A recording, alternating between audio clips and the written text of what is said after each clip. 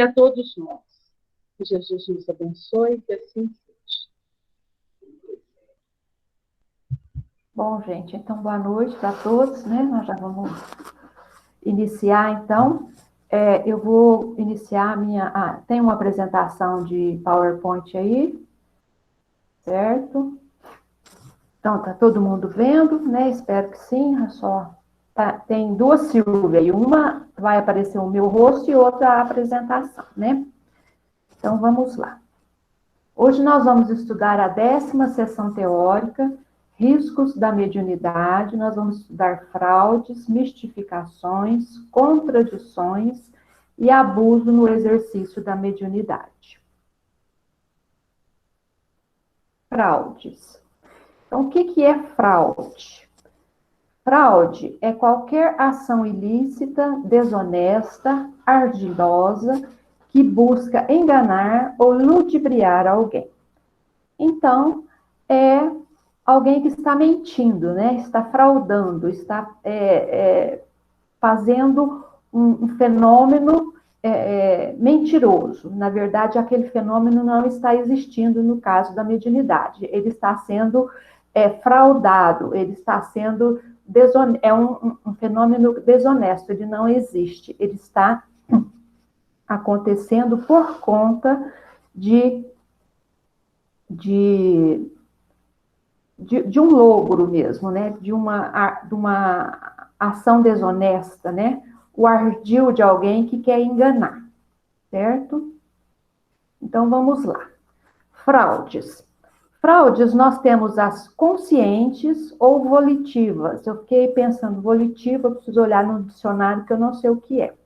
É da vontade, né? Então, são fraudes conscientes ou fraudes feitas segundo a vontade de quem está fraudando, né? Então, são de inteira responsabilidade e conhecimento do encarnado, o qual simula uma intervenção espiritual. Então, o que é isso? É o médium, a criatura, a pessoa que está lá, que pode ser médium, mas naquele momento ele não está recebendo nenhuma orientação de espírito nenhum, e a partir daí ele começa a simular que ele está recebendo um espírito, uma comunicação, e a partir daí ele frauda, né?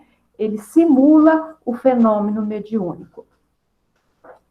Não existe uma intervenção espiritual. E elas podem ser produzidas por falsos médiums, né? Aquelas criaturas que se dizem médiums, mas não são médiums, né? E eles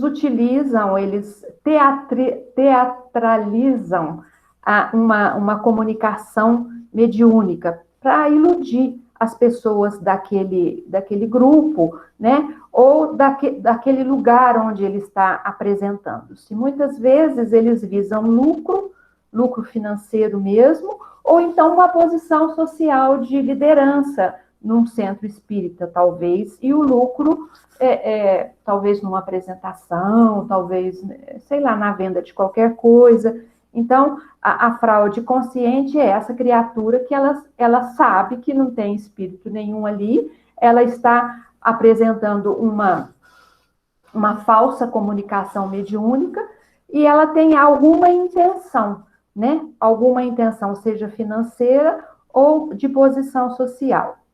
E dos verdadeiros médiums, né?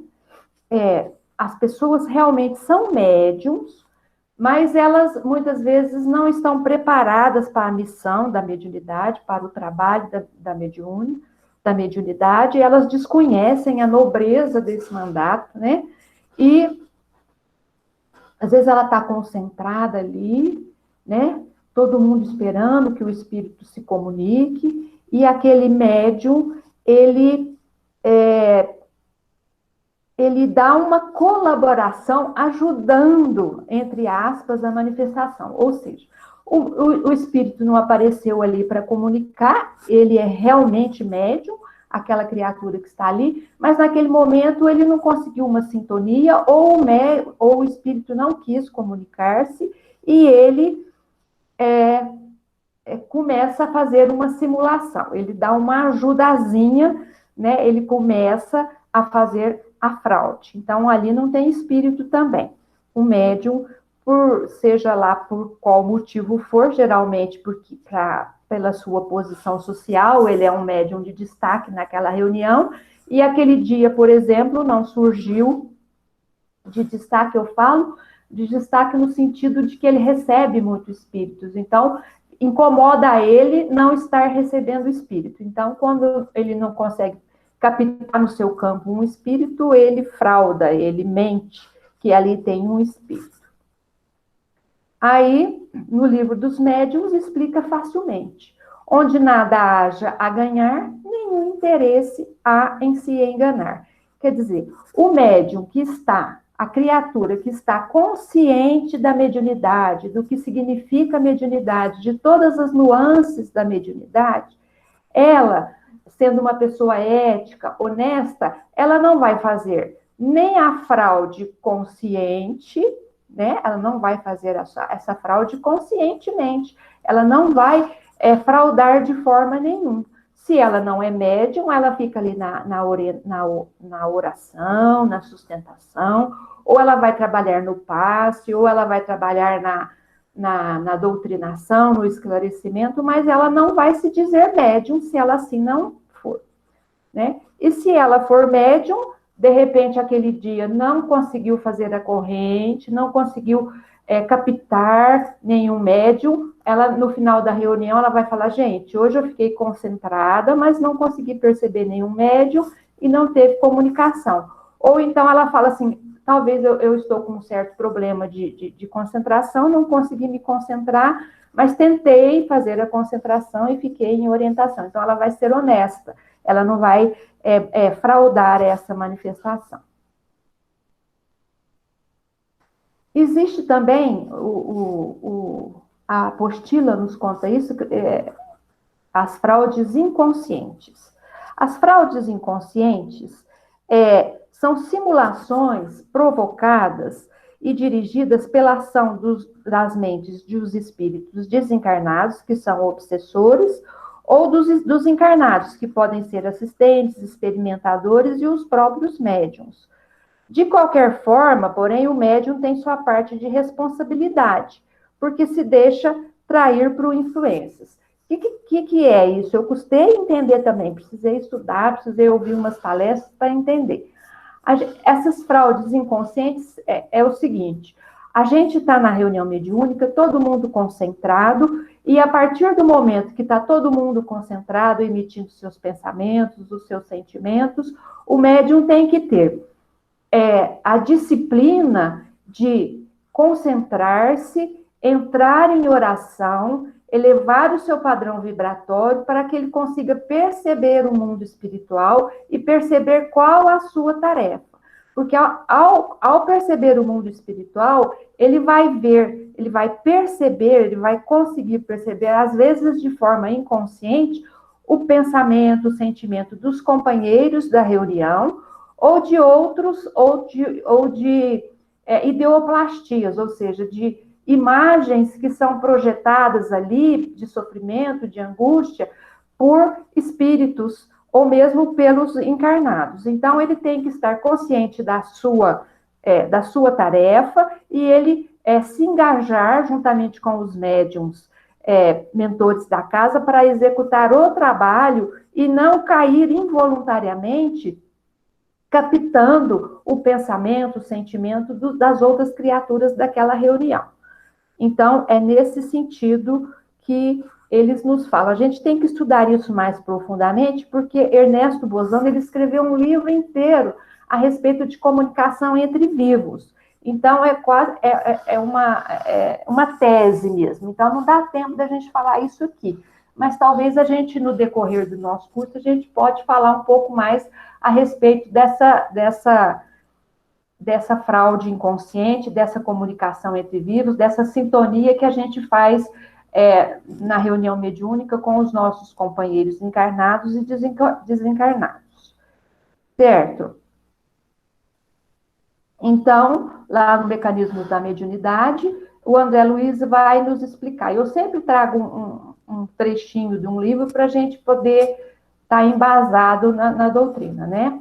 Classe de pensamento constantemente repetido sobre a mente mediúnica, menos experimentada, pode constrangi-la a tomar certas imagens mantidas pela onda mental persistente como situações e personalidades reais. Então, aquela ideia fixa, às vezes, do componente do componente encarnado ou desencarnado, ou mesmo do próprio médium, ele está com aquela mente fixada, né, naquele acontecimento, naquele sentimento, vai parecer para ele uma situação ou uma personalidade real e ele vai fazer essa fraude de maneira inconsciente. Mas mesmo assim ele é responsável por essa fraude, porque ele tem que estar consciente, eles têm que estar consciente de sua tarefa. Então, ele tem que buscar se melhorar, entender como é que funciona e entrar na sintonia dos espíritos mentores, entrar na sintonia do trabalho mediúnico para que ele possa trabalhar mediunicamente de forma consistente e consciente. Agora vamos falar de mistificação.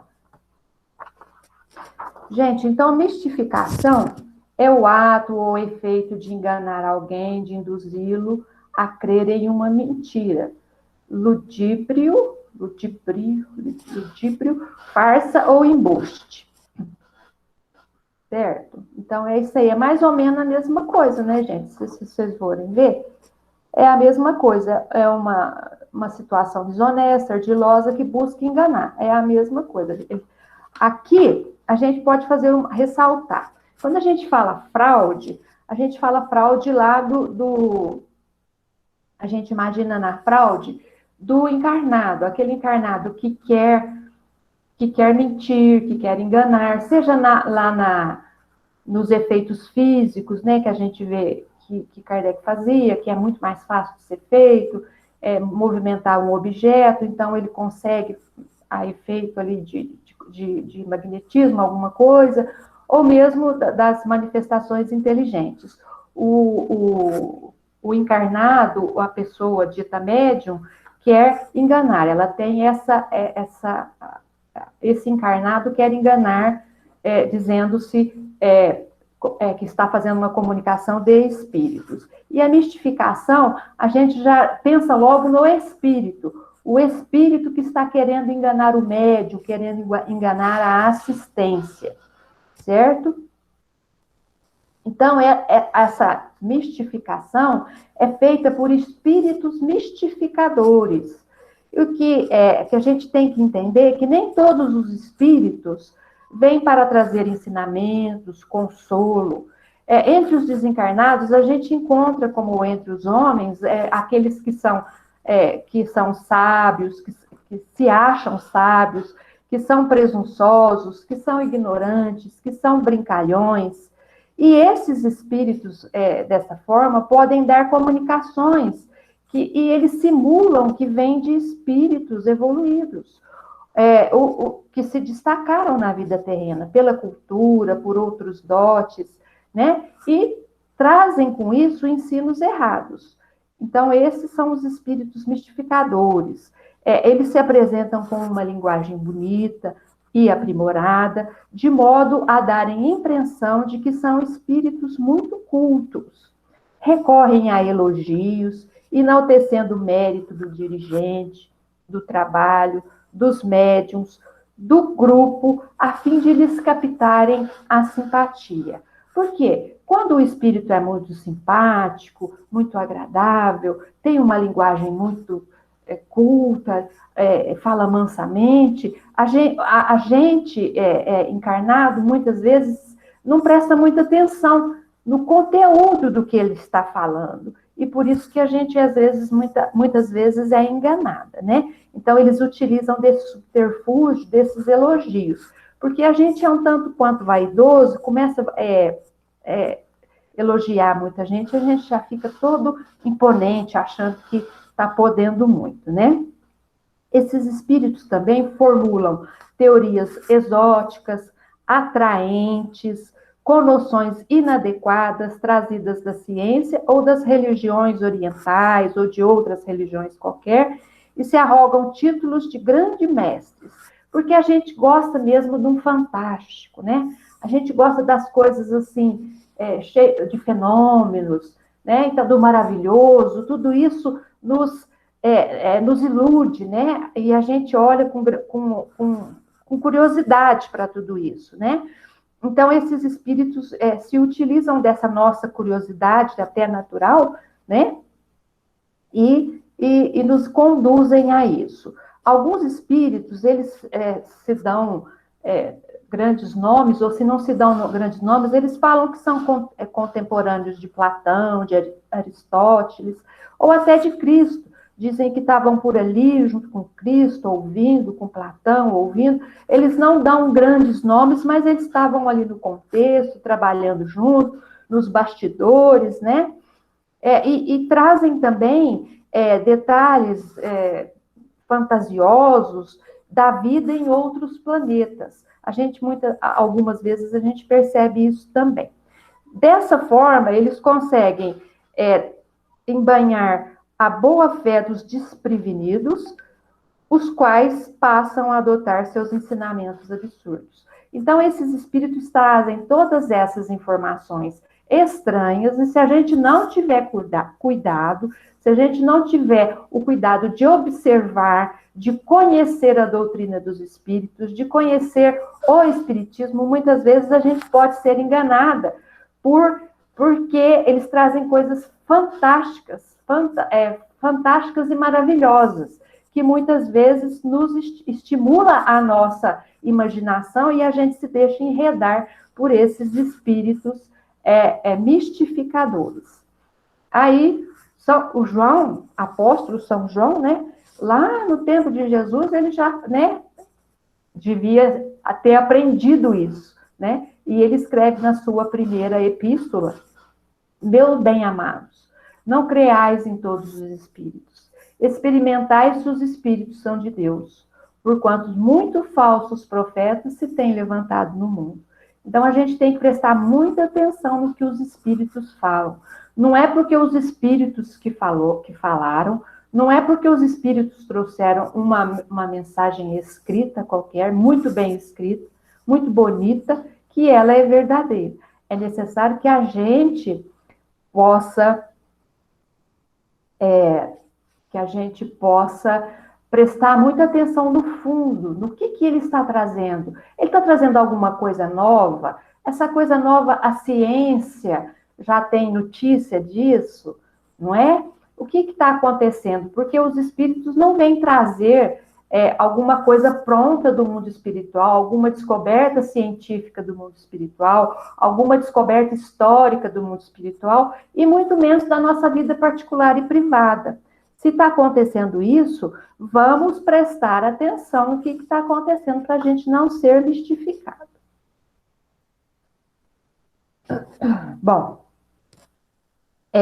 o Kardec fala também a respeito que existem médiuns que auxiliam até a participação desses mistificadores. Mas de que forma que esses médiuns vão auxiliar a participação? Ele fala assim, que são aqueles médiuns muito curiosos, aqueles médiuns que são muito, que eles querem satisfazer essa curiosidade, e essa curiosidade é mesquinha, né? Não tem nada a ver com coisas para a melhoria da humanidade. Muitas vezes, coisas do cotidiano, os médiuns perguntam, fazem dos espíritos os seus guias para qualquer coisa, eles querem saber se os seus negócios vão bem, se não vêm, se não. Então, e com isso eles encontram espíritos levianos, que não têm escrúpulo mesmo de se divertir à custa dessas criaturas, desses médiuns, que fazem essas perguntas. São médiuns, às vezes, interesseiram, que não é que eles estão querendo, interesseiros no sentido financeiro, mas no sentido de de buscar uma posição de destaque na sociedade espírita que ele pertence, ou dos seus amigos. Então, esses espíritos mistificadores encontram brechas nesses médiuns orgulhosos e vaidosos que se permitem ser mistificados, certo? Então, lá no livro dos médiuns, o Kardec, na nota lá, ele faz uma observação. Nunca se deixe deslumbrar pelos nomes que os espíritos tomam para dar a aparência de veracidade às suas palavras. Desconfiar das teorias e sistemas científicos ousados. Enfim, de tudo que se afaste do objetivo moral das manifestações. Então, Kardec já nos fala isso. O Espiritismo não veio para matar a curiosidade, a nossa curiosidade, e nem muito menos para conduzir a nossa vida cotidiana. Nós temos o nosso livre-arbítrio, nós temos a nossa faculdade de pensar, de escolher, de buscar, e isso pertence a nós. Nós que temos que encaminhar a nossa vida e não buscar o conselho a todo minuto, a todo segundo dos espíritos ditos nossos mentores, vamos dizer assim, né?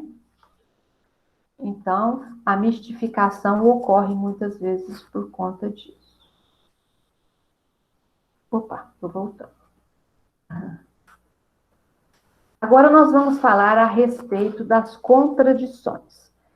A gente percebe que existem algumas contradições. Se você recebe um espírito qualquer, ou você está numa reunião, às vezes um espírito fala uma coisa, o outro espírito fala outra coisa, né? Porque essas contradições, elas vão se dividir em duas divisões aqui, eles fazem na nossa apostila. Contradições devido aos homens. Eles falam assim, que essas contradições devido aos homens, elas existem devido ao fato de que cada pessoa tem um ponto de vista, de forma que eles entendem de uma forma o que está sendo passado. Então, essas contradições devido aos homens, a gente é fácil de se entender. Cada pessoa que lê um texto, às vezes ela presta mais atenção num lado do texto, do outro, às vezes a interpretação é equivocada. Então, essas contradições devido a uma reunião que está do grupo ali, que está acontecendo, é fácil de ser entendida. São contradições devido aos diversos níveis de evolução espiritual dos homens, devido ao conhecimento que cada um tem a respeito daquele ponto de vista. Então, acontecem essas contradições. E os espíritos também, a gente sabe que eles se afinizam com as ideias desses mesmos grupos, desses mesmos homens. Então, muitas vezes, os espíritos mantêm essas contradições que os homens têm, essas diferenças de pensamentos, de ideias, de conceitos, os espíritos vêm e reforçam essas contradições. Por quê? Porque eles se sintonizam com aquele grupo e aquele nível evolutivo daqueles homens que estão ali.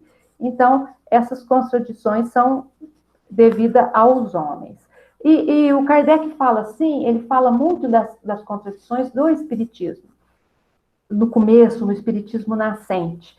E ele fala assim que hoje em dia, já não, depois de tanto tempo, né, depois de formulada toda a doutrina dos espíritos, essas contradições são mínimas, Kardec fala, porque no começo realmente tinham muitas contradições, não devido aos espíritos, mas devido aos homens mesmo. Cada um tinha o seu sistema. Até o Kardec, no Livro dos Médiuns, ele começa explicando tudo isso, né?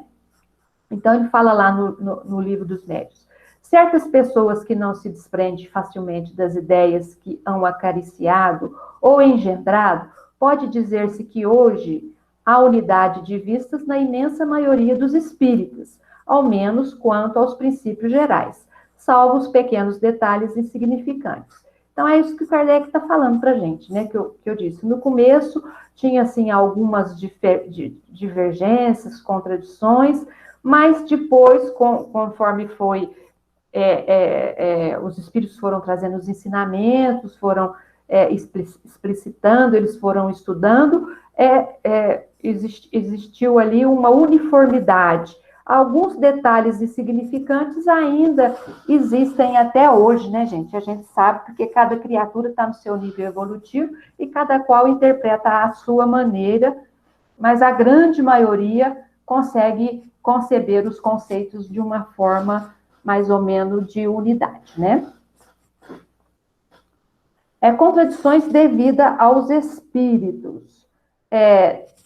De novo, elas devem ao fato que os espíritos estarem colocados no mundo espiritual em variáveis condições de entendimento.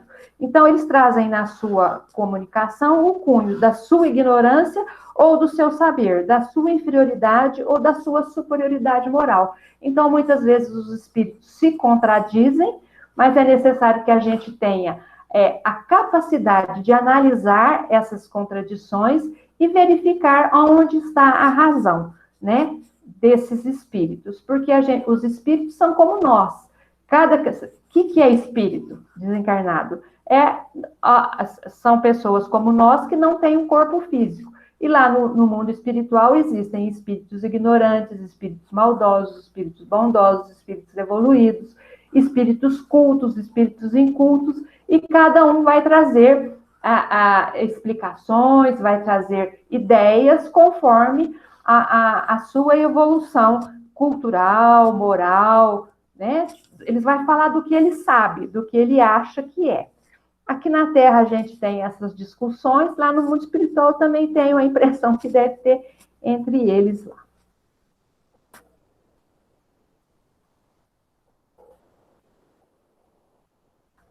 As contradições de origem espíritas não deviram de outra causa senão da diversidade quanto à inteligência, aos conhecimentos, ao juízo e à moralidade de alguns espíritos, que ainda não estão aptos a tudo conhecerem e a tudo compreenderem, né? Agora a gente vai falar do abuso no exercício da mediunidade. Como nós temos dito para vocês desde o começo, o exercício da mediunidade demanda uma grande responsabilidade, porque a gente vai estar tratando com pessoas, né, encarnadas e desencarnadas, que muitas vezes vão trazer as suas dificuldades, vão trazer os seus conflitos, né, para que a gente possa auxiliá-las e ajudá-las. E nesse mandato de auxílio e de ajuda, há que se ter muita responsabilidade, muita ética, muito carinho, muito conhecimento. Então, o espírita que trabalha com a mediunidade, ele tem mais responsabilidade ainda do estudo da doutrina dos espíritos e do exercício do amor, do exercício do ouvir, do exercício do auxílio. Então, a gente não pode cair vítima do abuso, né, vítima de exercer essa mediunidade, abusando dessa faculdade que nos foi dada, né? Porque essa faculdade nos foi dada, eu já falei lá atrás para vocês, para nos auxiliar no nosso progresso e no progresso da humanidade. Não foi dado para que a gente pudesse abusar desse exercício. Então, existem alguns abusos no exercício da mediunidade que a gente tem que evitar, né? E a gente evitando, a gente vai evitar também uma série de problemas que pode advir desse abuso. Porque toda vez que a gente abusa de alguma faculdade que a gente tem, ou de se a gente abusa, por exemplo, quem abusa da alimentação vai ter um problema de descontrole nos seus exames metabólicos, né, vai ficar obeso. Quem abusa da bebida, tudo que a gente abusa, tudo que a gente utiliza com o abuso, a gente sofre uma série de consequências, e da mediunidade também, né? Se a gente utilizar o exercício da mediunidade, abusando, nós poderemos cair vítimas de espíritos mistificadores, vítimas de espíritos obsessores, e vai trazer uma série de consequências para a gente, que a gente vai estudar mais para frente. Nós vamos estudar a obsessão mais para frente um pouquinho. Então, o médium, ele tem que tomar cuidado. O médium que está abusando do exercício da mediunidade, ele acredita-se privilegiado porque ele possui a faculdade. Então, ele fica vaidoso, ele quer ter preferência no centro espírita, deferência, ele quer que tudo que ele fale seja acatado, porque ele é um médium, ele é o médium da casa, então tudo que ele fala deve ser acatado. Então, ele é um médium orgulhoso e vaidoso. Então, ele está abusando desse exercício da sua mediunidade, ele está abusando dessa faculdade que ele tem. O médium também, que ele não atende à solicitação de estudo da doutrina espírita, achando-se que o guia ensina tudo, né? Então, é aquele médium que ele só vai na reunião mediúnica. Ele não quer estudar. Quando é dia de estudo, ele falta, ele não vai, porque ele acha que ele já sabe tudo, e o que ele não souber, o seu guia mentor, o seu guia espiritual vai lhe ensinar. Aí ele está abrindo a porta para que ele possa ser mistificado, né, por espíritos brincalhões, ou ele pode sofrer de uma fascinação, de uma obsessão por fascinação. Então, ele vai acabar aceitando sistemas, ideias absurdas, e ele vai cair no absurdo mesmo, ele vai ser um mau instrumento, né? Então, a gente tem que estar sempre estudando a doutrina dos espíritos, para que a gente possa compreender como é que funciona o fenômeno, e não é estudando em casa, falar, eu não vou no grupo não, porque eu estudo muito em casa. Não, porque muitas vezes a gente vai ler o livro, vai estudar até o livro, mas com o nosso olhar, com o nosso conhecimento, e às vezes a gente interpreta de forma errada. A gente estudando em grupo, existem várias pessoas, cada um vai enxergar de uma forma, não de uma forma, vai enxergar mais claramente uma parte, outra parte, e no todo a gente consegue chegar a um consenso, né? E a gente vai entender melhor aquele ponto, aquele conceito, que talvez a gente estudando sozinho, a gente entenderia de forma, às vezes, não tão clara. O médium que não tem horário para trabalhar mediunicamente, ele se entrega à prática a qualquer hora, a qualquer ocasião e a qualquer local. A gente sabe que a gente não pode fazer isso. A gente tem que ter disciplina o tempo todo. Por quê? Os espíritos mentores, os espíritos superiores não estão à nossa disposição a todo momento. Eles têm outros compromissos, eles têm trabalho para fazer. Então, por isso que a gente tem que marcar o nosso horário, o nosso dia na reunião mediúnica, no centro espírita, porque naquele dia, naquele horário, os mentores estão todos ali para nos auxiliar a praticar esse trabalho. Eles encaminham os espíritos necessitados, eles que encaminham todo o andamento da reunião mediúnica. Então, a gente tem que ter o horário para trabalhar, né? Não pode ser a qualquer hora, porque senão a gente vai ficar vítima de espíritos, porque os espíritos estão em todos os lugares, em todos os momentos. Muitas vezes nem são espíritos maldosos, mas são espíritos sofredores. E se eu abro a minha mediunidade, a minha capacidade de perceber o mundo espiritual a qualquer hora, então eu estou trabalhando ali, estou no meu trabalho, concentrado no meu trabalho, eu percebo um espírito sofredor, eu vou deixar ele se comunicar? Eu não posso fazer isso. Eu estou trabalhando naquele momento ali, eu não posso atender aquele espírito, não é? Então, o que eu posso fazer? Só pedir para o anjo guardião dele, o meu anjo guardião, o mentor do nosso trabalho, levar ele até o centro espírita para, quando chegarmos no horário da nossa reunião, nós podermos atendê-lo, né? Enquanto isso, os espíritos do centro espírita estão trabalhando com ele lá no centro espírita. Então, eu não posso ficar mediunizado a qualquer hora, em qualquer ocasião, em qualquer local, não é? Eu não posso numa festa de casamento, numa festa de aniversário, eu ficar mediunizado, levar uma mensagem, eu não posso fazer isso. Se eu quero dar uma mensagem bonita, eu que escreva, eu que copie de um livro, numa data festiva, e leia lá aquilo, mas não ficar mediunizado em qualquer lugar, em qualquer horário, mesmo que seja, vamos dizer assim, de mentor. Porque, de repente, pode ser um espírito mistificador e não é mentor nenhum, né? Fazer trabalhos mediúnicos habitualmente em casa domiciliar. A gente sabe que o centro espírita, gente, é um lugar preparado. Ele é como um hospital. Então, ali, no centro espírita, nos é relatado pelos espíritos mentores do trabalho e pelos médiuns videntes também, que existem instrumentos, existem locais, salas, equipamentos preparados para receber aqueles espíritos sofredores, muitas vezes feridos. Então, é um hospital mesmo. Muitas vezes tem como se fosse uma sala cirúrgica. Tudo isso fluídico, gente. Tudo isso magnético.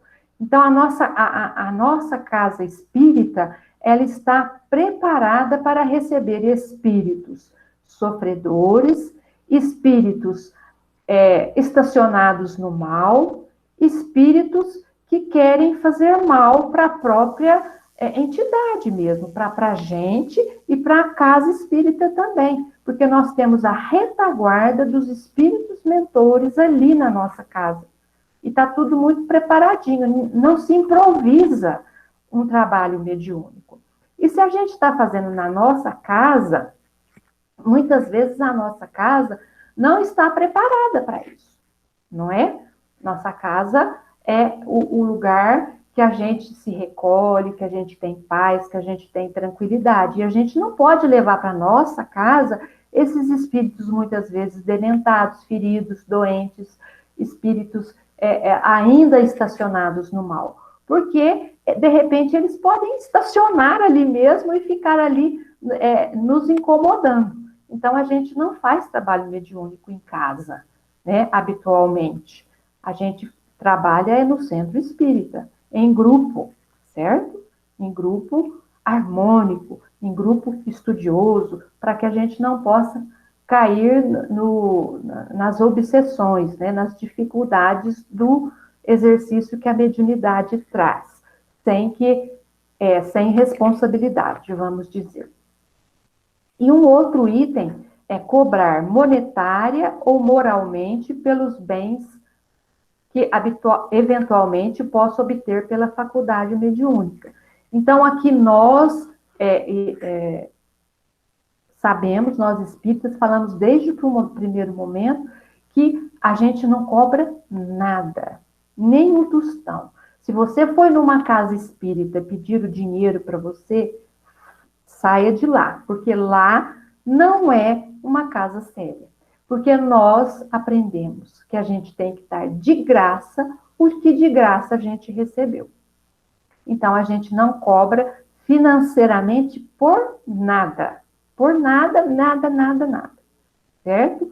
E, muitas vezes, também, às vezes a pessoa não cobra financeiramente, mas ela aceita presentinhos, né? A pessoa é um médium muito estruturado, dá um passe, todo mundo gosta, então ela ganha lá um presentinho de um presentinho do outro, e ela vai aceitando. Essa criatura, ela está abusando do exercício. A gente não pode receber presentinho pelo fato da gente estar exercitando a nossa mediunidade. A gente não pode receber esse presentinho. A gente costuma até brincar aqui, a gente que é mineiro, né? Fala assim, às vezes a gente ganha um queijinho, um franguinho caipira, não tem problema, de forma nenhuma. Se alguma pessoa for trazer isso, a gente não pode aceitar, né? Nenhum presente, certo? E também não é só coisa material. De repente, também, uma deferência toda especial. O médium senta nos primeiros lugares da casa espírita. A hora que o médium chega, todo mundo vai, cumprimenta, né? Endeusando aquela criatura. Ou até fora da casa espírita, o médium também pega fila no banco.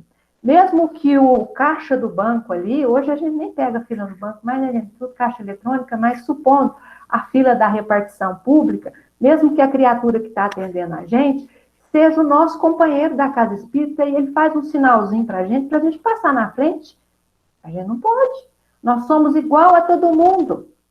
Não é? A mediunidade não nos faz diferente de ninguém. Então, a gente pega a fila também, espera até o fim. Então, a gente não pode receber, a gente não pode cobrar nada, né? Nem bem nem monetário, nem moral, nada disso. Porque senão a gente vai cair vítima de espíritos mistificadores que vão insuflar, vão estimular a nossa vaidade, o nosso orgulho, e vai ser a nossa pedra de tropeço para cairmos vítimas de obsessões graves e muitas vezes difíceis da gente se livrar. Então, o estudo é esse aí, e a semana que vem nós vamos estudar os perigos e os inconvenientes da mediunidade. E quem quiser fazer alguma pergunta, Eu ia falar, Silvia, já tem duas pessoas que fizeram perguntas. Sim. A Rosane, você quer elaborar a sua questão, Rosane? Pode fazer.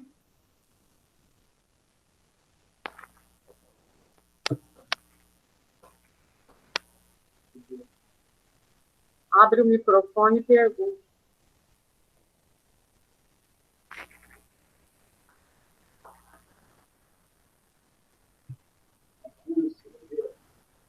Ela, enquanto você se prepara aí, Rosane, ela está perguntando se numa reunião mediúnica, os responsáveis, né, dirigentes, se a gente percebe que o médium está fraudando. Sim. Eu gosto muito, se você quiser responder essa pergunta, também pode, Marlene. Eu gosto muito de uma resposta que a Marlene deu uma vez. Nesses anos todos que a gente trabalha no Centro Espírita, eu nunca vi nenhum médium fraudar, né? Porque quando ele percebe a seriedade do trabalho, a nossa, ele mesmo vai se afastando. Então, eu acho que dá para perceber, provavelmente, eu nunca tive essa experiência, Marlene. Se você quiser acrescentar alguma coisa. É isso aí. Essa experiência nós nunca tivemos, né, Silvia? Não. Agora, é possível que o médium faça isso? Mas vejam, se você tem um grupo, igual nós estamos aqui, a gente está estudando junto, você vê que são vários, nós vamos ficar 2 anos juntos aqui, a gente já vai se conhecendo, né? Nós vamos entendendo que nós somos pessoas responsáveis. Claro que cada um tem as suas dificuldades, talvez os seus defeitos, mas nós somos pessoas que estamos reunidas aqui porque a gente tem um propósito no bem, né? E pelo próprio estudo, quando nós chegamos na mediúnica mesmo, na prática, não existe isso, porque todo mundo já entendeu que não tem espaço para isso, né? Graças a Deus, nós nunca tivemos essa experiência, né? Não, não, né, Monita? Nunca percebemos isso. Eu acho que nós nem vamos ter, porque, vejam bem, as pessoas que querem fazer isso, talvez até já tenha tido em alguns lugares, são pessoas que não têm escrúpulo, né? Mas, normalmente, igual agora que a gente tem esse estudo, estou falando, não é só nós, né? Várias casas espíritas, a gente já vai caminhando junto, né? Somos pessoas responsáveis. a gente pode ter algumas dificuldades, mas isso aí não. Agora, vamos ver se a gente responde a pergunta que a Rosane fez. É possível a gente perceber? Às vezes, de pronto, não. Mas se ele insistir nisso, a gente vai começar a desconfiar. Quer ver, gente? A pessoa dá uma baita de uma mentira para você hoje. Você fala, vixe, mas o peixe que ela pescou é muito grande, né? Será que é desse tamanho mesmo? E se ela insistir nessa mentira, no tamanho do peixe dela, a gente já vai começar a desconfiar, né? Aí é claro, às vezes você não vai falar de pronto, mas pode ir fazendo perguntas que a própria pessoa vai perceber que ninguém está caindo nesse conto do vigário, né? Isso numa situação hipotética, né, Silvia? Exato. E também ninguém consegue manter uma mentira por muito tempo, ela cai em contradição, né? Então, o dirigente tem essa preocupação de estar sempre prestando atenção, porque ela mesma vai se trair, essa criatura mesmo se trai. A Larissa também perguntou, Silvia, depois se você quiser intervir, pode intervir, viu, Larissa? Quando você falou de uma casa espírita séria, não cobrar, né? Pelo trabalho mediúnico, pelo socorro, pela desobsessão, pelo papo. Mas ainda assim, eu sei que isso não é legal, mas eu busco um médium, uma casa espírita que tem essa prática, que responsabilidade eu tenho? Você falasse? Você tem a responsabilidade de poder ser enganada. Porque se aquela pessoa está cobrando, ela não está fazendo a boa prática mediúnica segundo Kardec, não é? Então, talvez ela não seja assistida por espíritos tão bom quanto elas dizem que é. Então, você pode arriscar a ser enganada. E você também está auxiliando aquela pessoa que está cobrando a continuar no erro, acho eu. Não sei se você concorda comigo, vocês concordam? Eu penso a maior parte das pessoas que cobram, elas não são assistidas. Às vezes elas mesmas agem por si próprias, porque a espiritualidade não está ali disponível qualquer hora que a pessoa queira. Então, às vezes ela dá a própria opinião, dizendo que é a opinião de um espírito, né? Então, quem procura um trabalho desse, está pedindo para ser enganado, eu penso, né? Isso aí. A Lucélia fez uma pergunta, mas não deu tempo de eu ler, Lucélia. Você quer verbalizar você mesma a sua questão? Existe possibilidade de livros ditos mediúnicos serem equivocados? Qual o cuidado que a gente deve ter ao estar lendo, estudando esses livros?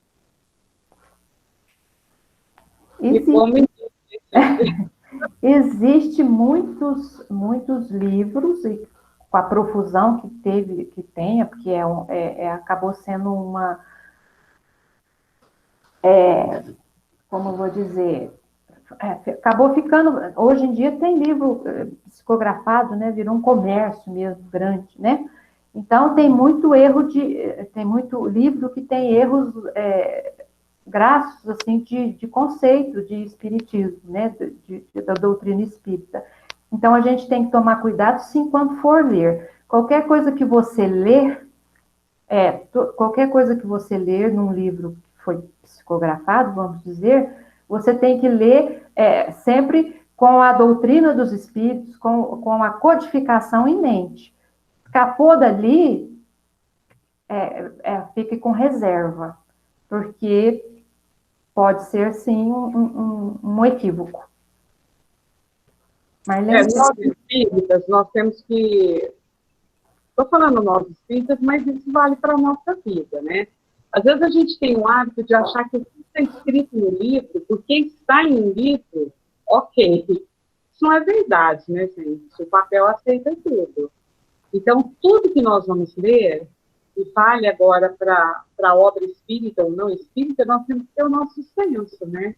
Se está escrito aqui, mas o que o autor está querendo dizer, eu concordo, Isso procede ou não procede?